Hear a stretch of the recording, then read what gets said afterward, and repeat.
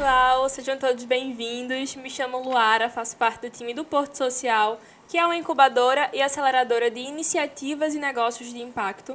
Hoje estamos dando continuidade ao podcast Mar Calmo Não Faz Marinheiro, onde vocês vão conhecer histórias de transformação, vão se inspirar e encontrar muitas referências no terceiro setor.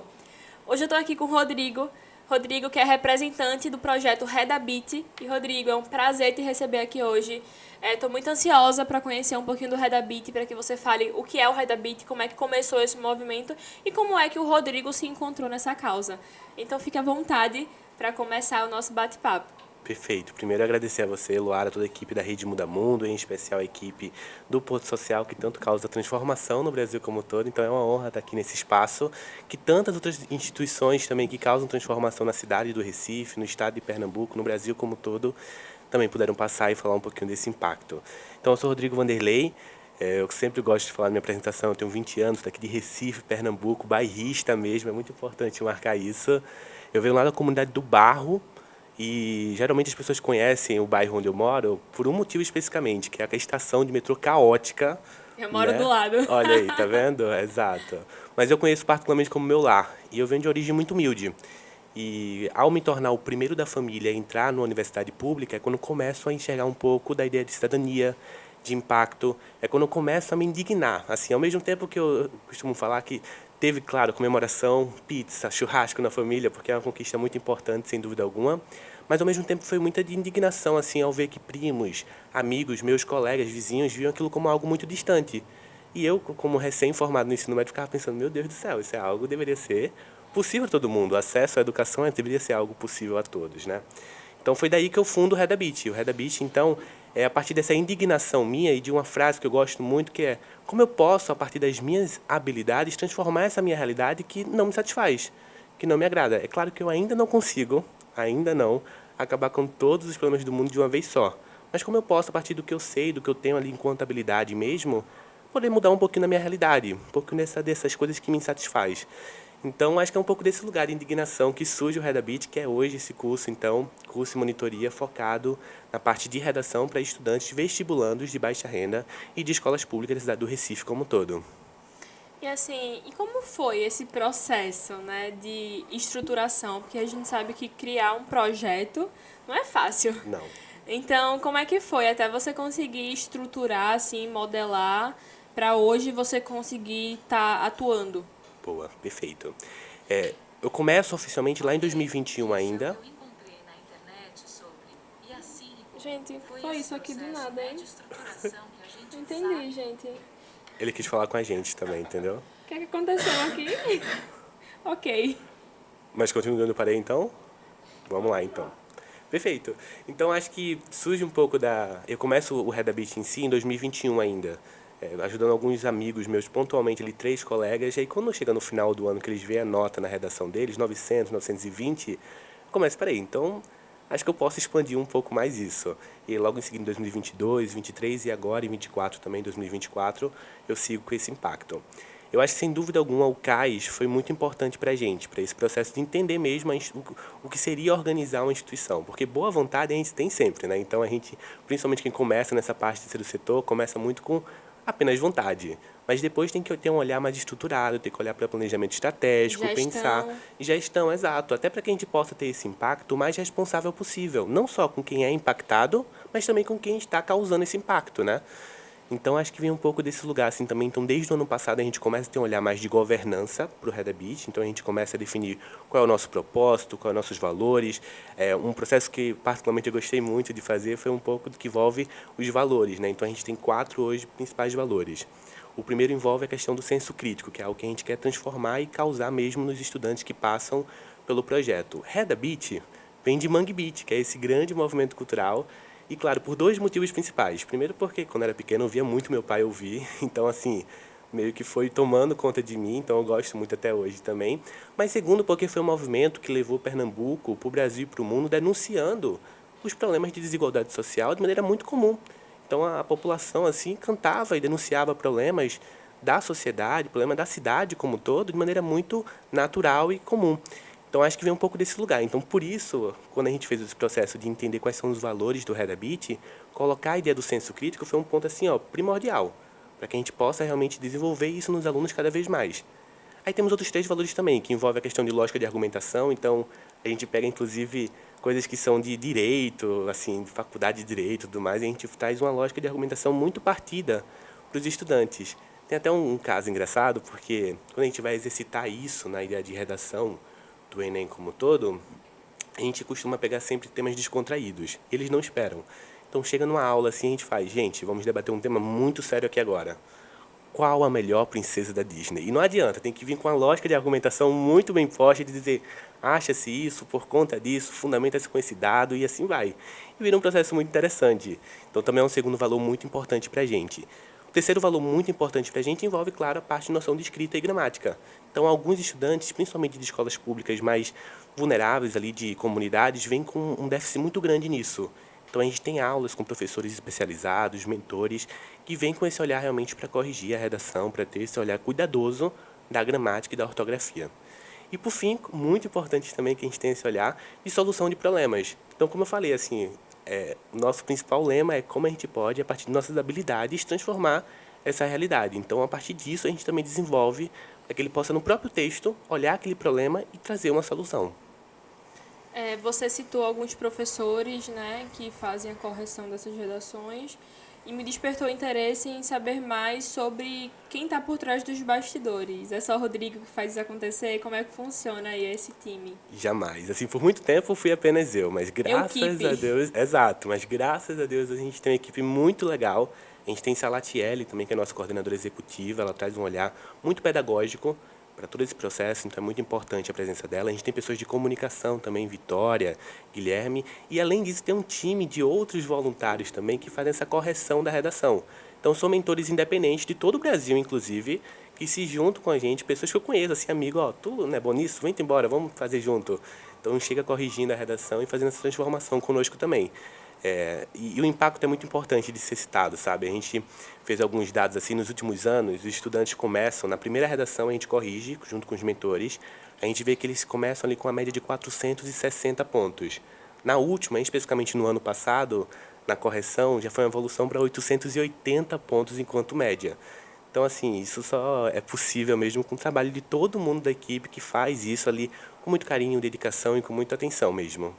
E no dia a dia, como é que isso funciona na prática? Assim, como é que eles chegam até vocês? Como é que vocês captam esses estudantes? Como é que é feito o processo? Se é um aulão, se é uma mentoria, se é online, se não é? Como é que funciona? Boa. Hoje a gente tem 2 formas de atuação. Até para expandir o impacto também foi muito importante esse olhar que a gente teve, e reforço, o CAS foi super primordial nisso. Primeiro, a gente tem uma turma que nesse ano está com a temática Risoflora, também associada a essa ideia do movimento Mangue Beat. Então a gente tem uma turma de 40 estudantes que a gente tem esse acompanhamento semanal com eles, com mentores corrigindo ali na ponta, realmente toda semana com aula, e esse acompanhamento mais individual e cuidadoso. Mas também, para ainda mais democratizar esse acesso ao conteúdo, esse acesso ao ensino superior, que é o principal lema do Redabit, a gente tem uma comunidade. Uma comunidade com mais de 100 jovens de diversas partes do estado que vem também para receber vídeos ali semanalmente. A gente manda vídeos ali, resumo de aula, a gente também fornece materiais, textos de apoio, tudo isso para também, repito, democratizar esse acesso cada vez mais ao conteúdo, que é realmente o principal objetivo do Redabit. Hoje, vocês conseguiriam quantificar quantos jovens vocês já conseguiram abraçar? Nesses últimos 3 anos, foram aproximadamente 200 jovens que foram impactados diretamente pelo Redabit. Quando a gente olha o impacto indireto, esse número pode subir um pouco mais. Mas, em resumo, são esses mais de quase 200 jovens que foram impactados. Um dado importante também de falar sobre isso, a gente fez até uma pesquisa de qualidade mesmo como um todo, porque, claro, olhar para o quantitativo é muito importante, mas para a qualidade também é. E a gente viu que mais de 98% dos estudantes saíam muito satisfeitos com o Redabit.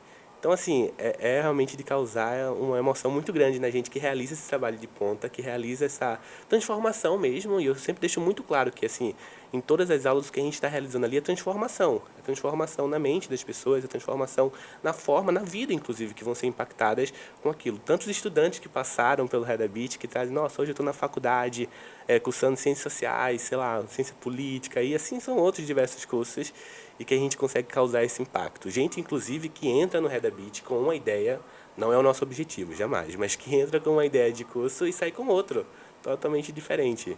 Porque Então, talvez também. eles vejam que eles podem mais, né? Total, total. E encontram essa brecha para seguir outro caminho. Totalmente. Um processo muito importante para a gente, Luara, de que a gente realmente valoriza muito em todos os anos do Redabit, é de trazer pessoas que possam servir enquanto inspiração para eles em algum lugar. Muitas dessas pessoas vêm de lugares que não são possíveis sonhar. E a gente desenvolve muito esse direito ao sonho. É uma coisa que a gente trabalha na primeira aula, quando a gente pede para eles escreverem uma carta para o seu eu do futuro, pedindo para sonhar. E aí, inclusive, a gente já teve situações muito inusitadas de que eu desejo que no meu futuro eu consiga, para mim, conforto no futuro é que eu consiga entrar no mercado e comprar tudo que eu quiser. Então, vai um pouco variando assim do que a gente entende quanto sonho. Mas a gente provoca mesmo que eles possam sonhar. Sonhar e refletir sobre o seu futuro. E numa perspectiva de poder mais. Sim, com certeza. E é muito importante isso, que eles possam ter outras referências e inspiração também. Então, sem dúvida alguma, acho que isso que você trouxe é muito importante, que a gente reforça muito todos os anos no Redabit, de trazer pessoas com que eles possam se inspirar, para além da realidade deles também, que certamente deve ter pessoas que inspiram também. E já pegando o gancho nessa sua fala sobre sonho, como é que você imagina o Redabit daqui a alguns anos? Assim, vocês planejam trazer outras atividades ou, claro, focando nesse lado da redação, em trazer em outros formatos, de outros modelos, assim, como é que tá assim esse planejamento de vocês em relação ao futuro? Boa, perfeito. O futuro é uma coisa que a gente reflete muito, assim, quase que como uma terapia, a gente tem que se controlar às vezes na reunião de coordenação. Calma, gente, vamos por partes, vamos Um passo de objetivo. cada vez. Exatamente, exatamente. Então a gente reflete muito sobre o futuro. Eu acho que a ideia da gente a curto prazo é expandir cada vez mais o impacto no que a gente faz hoje e a longo é expandir com outras ações. Inclusive saindo um pouco da parte que é apenas redação e também para outras áreas do Sim. conhecimento, que também são super importantes nesse processo de vestibular, né? A gente sabe disso. Então, é um exercício que a gente vem fazendo e de reflexão mesmo sobre o futuro como um todo. Desde o começo, é um cuidado que a gente toma, é isso de abraçar o mundo, né? A gente realmente não consegue acabar com todos os problemas do mundo de uma vez só. Mas a gente tem muita vontade de muitas coisas. Então, a gente vai ponderando um pouco do que a gente consegue, do que a gente pode, e pensando no Redabit cada vez maior nos próximos anos. E se a gente pudesse falar sobre os desafios? Porque 3 anos eu acho que você já deve ter enfrentado vários desafios aí nessa caminhada. Se você pudesse citar o principal desafio assim que você enxerga atualmente, ou que você já tinha passado, ou que está passando atualmente assim, qual seria dentro do Redabit? Boa. Eu estava até brincando agora há pouco que acaba que em organização social tem sempre algumas barreiras, né? Então tem a barreira dos 2 anos, se resistiu, vamos ver se consegue, vai para os 5, 5, 10. Mas na verdade os desafios são sempre intensos e verdadeiros, Sim. né? A gente está no 4º ano de Redabit e acho que sem dúvida alguma todo ano foi um desafio novo, um desafio em alguma nova escala para a gente que a gente foi encontrando. Acho que hoje, sem dúvida alguma, é a parte que envolve voluntariado em si.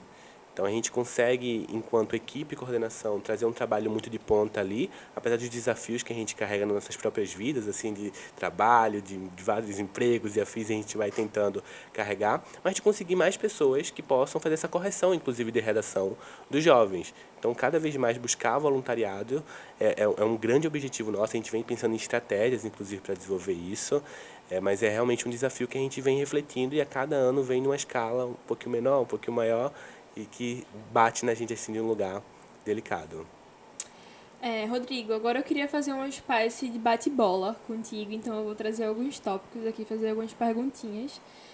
Começando com a lição aprendida. Caramba! Aí eu confesso que eu sou um pouco ruim nesses bate-bola, já aviso, viu?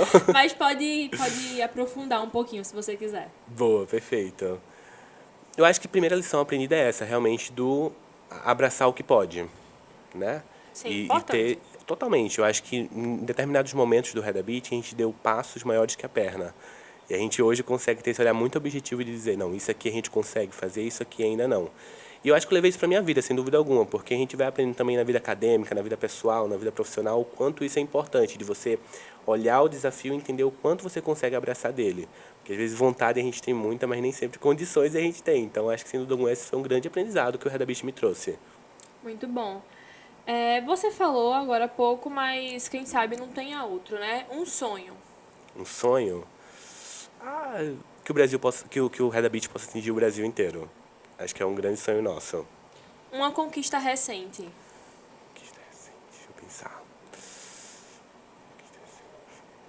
A gente teve semana passada, olha só, bem fresquinha mesmo, bem recente. Semana passada a gente estava começando o processo de corrigir algumas redações de alguns estudantes por uma nova vez. Assim, a gente teve a primeira correção, a gente está tendo outras assim, e a gente vê a evolução deles. Então, não sei, mas eu destacarei isso como uma conquista bem recente nossa, assim, que a gente fica muito feliz. Eu posso citar outro também? Pode sim. Porque essa foi a que me veio mais rapidamente à memória também.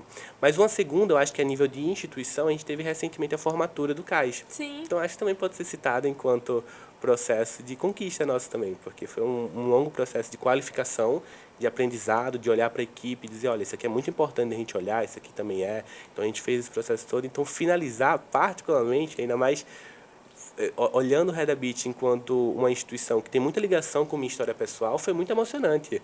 Primeira vez de back ali, eu disse, gente, que isso, que chique.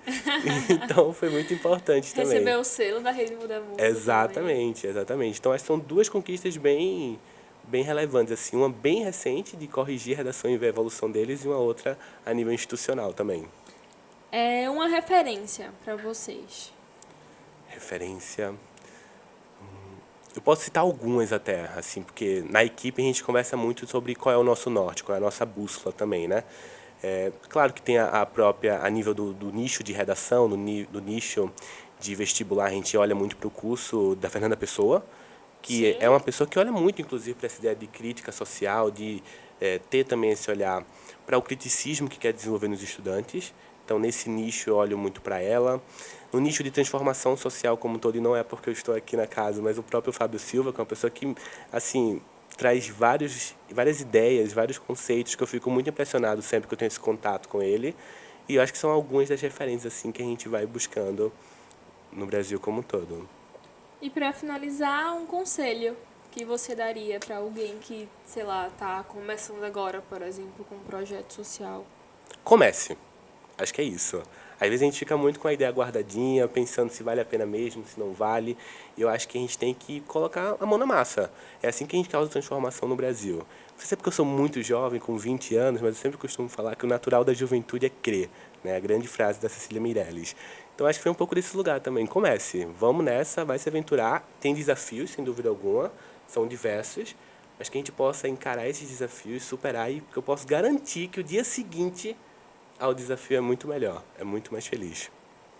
Muito bom, Rodrigo. E agora eu queria mostrar uma foto aqui, né, e que você pudesse explicar um pouco dessa foto. A gente pediu que vocês enviassem uma foto que tem um significado importante aí para a iniciativa, para o Reda Beat. E você nos enviou essa, eu reconheço o local aqui na Casa Zero, mas eu queria que você falasse um pouco por que foi importante, um pouco desse dia, como é que foi. Esse foi o primeiro dia de aula da turma específica, a turma Isoflora, que a gente teve nesse ano. E por que é tão especial assim na história do Reda Beat? Nesse ano de 2024 em específico, diante de tantas coisas que a gente tinha para fazer cada um da coordenação individualmente, a gente ficou muito pensativo, será que a gente consegue realmente ter esse cuidado individual nesse ano? Será que a gente consegue ter um Reda Beat funcionando em 2024? E depois de muita reflexão a gente viu que era quase impossível dizer o não. Então acho que tem uma especialidade, toca em um lugar muito emocional, de ver que a gente está chegando no quarto ano de atuação, com mais uma turma funcionando, com vários jovens envolvidos e sendo transformados, impactados ali já na primeira aula. E especialmente porque nessa primeira aula a gente falou muito sobre essa questão que eu citei agora há pouco, do direito de sonhar. Então a gente viu o quanto isso também provoca eles, alguns inclusive que sequer tinham pensado sobre isso e que começam a pensar naquele momento. Então, acho que essa foto tem um quê emocional muito por isso. Por ser um ano de expansão do Reda Beach em algum lugar, por ser um ano que a gente conseguiu e estar conseguindo fazer tudo dar certo e que, sem dúvida alguma, acho que toca nesse lugar mais, assim, apertadinho no coração. Ai, que incrível, Rodrigo. A gente vai chegando ao final do nosso bate-papo, infelizmente, porque por mim a gente ficaria aqui a tarde inteira conversando sobre.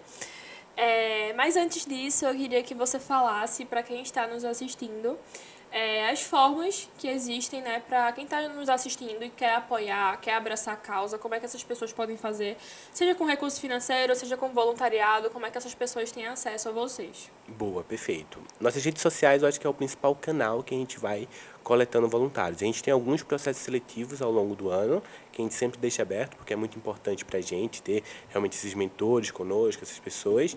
E a gente, então, através do Instagram, @redabitcurso, acho que é o principal, que você pode acessar e até ver um pouco mais nossa transformação, nossa história, nosso impacto nos últimos anos. Eu acho que é o principal canal que a gente focaliza ali maior. Mas em resumo, acho que o que eu posso dizer é agradecer também a vocês, repito, tanto a Rede Muda Mundo, mas em especial ao Porto Social, por todo o processo de ensinamento, por esse processo, inclusive agora específico do podcast. Para a gente é sempre muito positivo assim, estar compartilhando e conhecendo outras iniciativas, porque eu acho que, sem dúvida alguma, esse foi um grande aprendizado que o CAIS trouxe para a gente, porque a gente teve contato ali mais de ponta com outras iniciativas que tinham os mesmos desafios, inclusive, que tinham os mesmos potenciais e que a gente pôde compartilhar um pouco E mais. formar uma rede, né? Formar uma rede, exato. Então, só agradecer a vocês e agradecer por essa oportunidade também. Vamos junto e contem comigo. Rodrigo, eu que agradeço.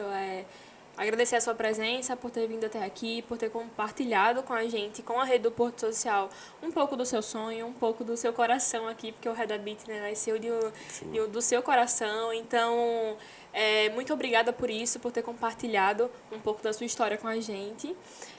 Muito obrigada a vocês também que nos assistiram, tá? Acompanhem o Redabit no Instagram e caso vocês tenham interesse, possam ajudar, apoiar, abraçar a causa. É pelo Instagram que o Rodrigo informou.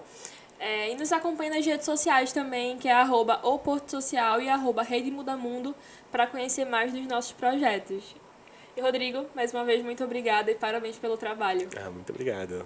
Até o próximo episódio.